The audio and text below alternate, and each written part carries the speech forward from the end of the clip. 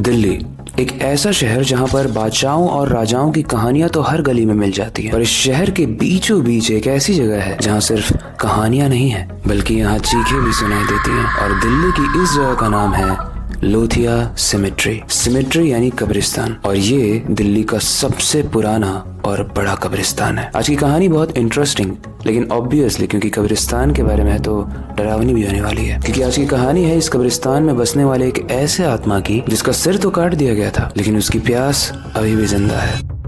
इस पुरानी दिल्ली के कश्मीरी गेट के पास एक ऐसी हॉन्टेड जगह है, एक ऐसा हॉन्टेड कब्रिस्तान है जहाँ से हवा भी बिना किसी आवाज के गुजरती है, क्योंकि ऐसा माना जाता है कि कोई अगर वहाँ से गुजर रहा है और उसकी आवाज आई तो वो जाग जाते हैं। इस जगह को अंग्रेजों के समय में बनाई गई थी, लगभग 18वीं सदी के आसपास, और ये था अंग्रेजी फौजियों का आखिरी ठिकाना। कहा जाता है कि यहाँ पे लगभग 200 साल पुरानी लाशें दफन है, और काफी हद तक तो इस कब्रिस्तान के आसपास कुछ घर हुआ करते थे, लेकिन अब यहाँ सिर्फ आत्माएं रहती हैं। लेकिन ऐसा क्या है जो लोगों को डराता है? दरअसल लोग मानते हैं कि यहाँ पर एक भूत है, एक सर कटा भूत जो अक्सर लोगों को दिखाई देता है। उसी की डरावनी कहानी आज की स्टोरी में हम जानेंगे, जो आपकी रूह कपा देगी, बट बहुत इंटरेस्टिंग भी है। लेकिन उससे पहले हेलो गाइस, मेरा नाम है अविनाश कुमार और आप देख रहे हो Seiko official show horror stories.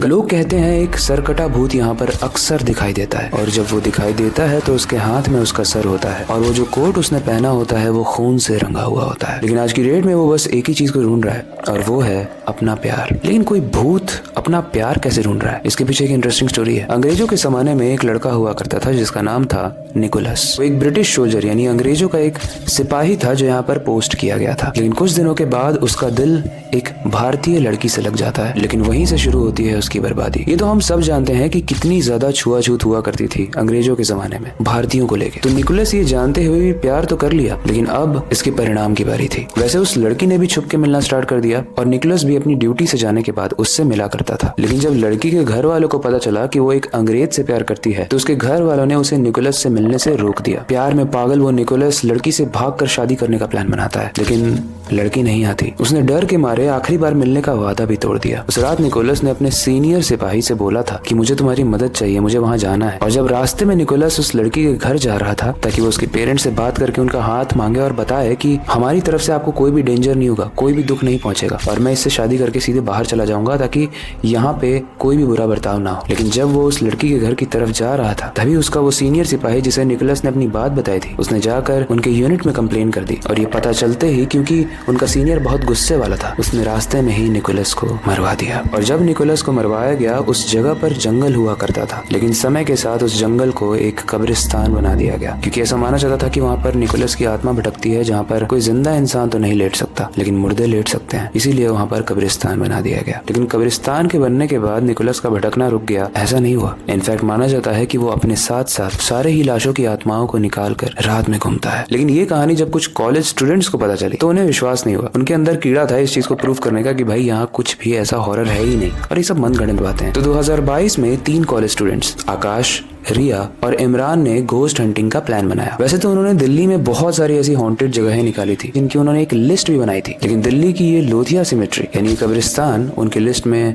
सबसे टॉप पे था। उन्होंने डिसाइड किया कि हम तब इस कब्रिस्तान में जाएंगे जब सबसे ज्यादा अफवाहें फैलती हैं, यानी रात के 12 बजे। उन्होंने अपना कैमरा उठाया, ट्राइपॉड उठाया, माइक उठाया, और बाकी सारी ही चीजें जो वहाँ जो हो रहा है उस चीज को रिकॉर्ड करने में मदद करेंगी वो उठाकर वो चल दिए। अब इस 3 के ग्रुप में आकाश सबसे डेयरिंग था, सबसे ज्यादा बहादुर था। वो बोलता है कि अगर हमें कुछ भूतिया मिल गया तो हम वायरल हो जाएंगे। जो रिया थी वो थोड़ी हेजिटेंट थी, वो थोड़ा सा घबराई हुई थी और संकोचित माइंड वाली थी। वो बस उन दोनों के प्रेशर में आके वहाँ पे चल रही थी। और इमरान बोलता है बस वहाँ पे 10 मिनट रुकेंगे फिर बाहर निकल आएंगे, ठीक है, कुछ नहीं मिला तो। बेसिकली इन तीनों में सबसे कमजोर कड़ी इमरान था। अब जैसे ही गाइस वो तीनों ही कब्रिस्तान के अंदर घुसते हैं, सबसे पहले वो देखते हैं एक बहुत बड़ा सा लेकिन डरावना बनियान ट्री, और उस पेड़ के नीचे कुछ मुरझाए हुए फूल भी थे। उस पेड़ के आसपास जब उन्होंने देखा तो कुछ कब्रें भी थी जो टूटी हुई थी, मतलब आगे की तरफ से जहाँ पर एक लाश का सर होता है वहाँ वो कब्र टूटी हुई थी। खैर उनको ये सारी चीजें बहुत नॉर्मल लगी, क्योंकि कब्रिस्तान बहुत पुराना था, तो हो सकता है कुछ सिमेट्रीज टूट भी गई हो। उन्होंने ये सब इग्नोर किया, और कैमरा ऑन करने के बाद इमरान ने बोला,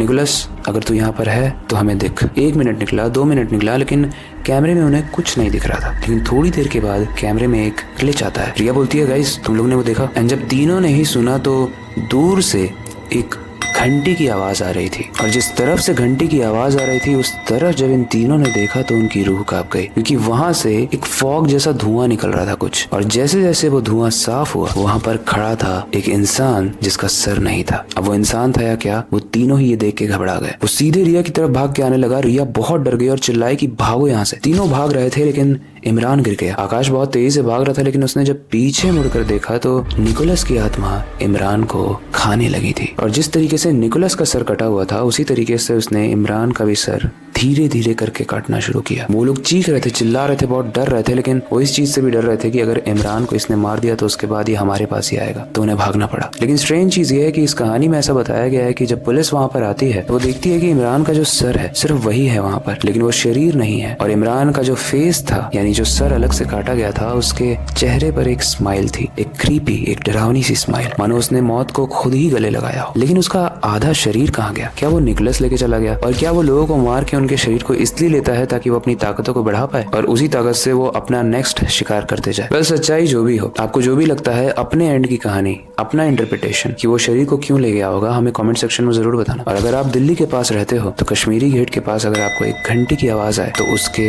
उल्टे में जाना, उसके अपोजिट जाना, उसकी तरफ मत जाना। आई होप आपको ये स्टोरी अच्छी लगी होगी। इससे रिलेटेड कोई फीडबैक है तो आप हमें कमेंट सेक्शन में बता सकते हो। हम सारे ही कमेंट्स को पढ़ते हैं। यहाँ कोई लाइक करने का ऑप्शन नहीं है, बट पढ़ते सारे ही कमेंट्स को हैं। और आपके सजेशन के बेसिस पे हम काफी सारी स्टोरीज भी लाते रहते हैं। तो आपके पास कोई सजेशन है तो आप हमें कमेंट सेक्शन में बता सकते हो। बाकी वक्त आ चुका है इस स्टोरी को एंड करने का और नई स्टोरी पर काम शुरू करने का। लेकिन जाने से पहले मैं बस एक ही चीज कहना चाहूंगा, अपनी क्यूरियोसिटी को डाई मत होने देना। नई चीजें सीखते रहना। अपने बेड के नीचे और खिड़की के बाहर जरूर देख लेना, कहीं बिना सर वाला भूत तो नहीं खड़ा है। मिलते हैं अगली वीडियो में।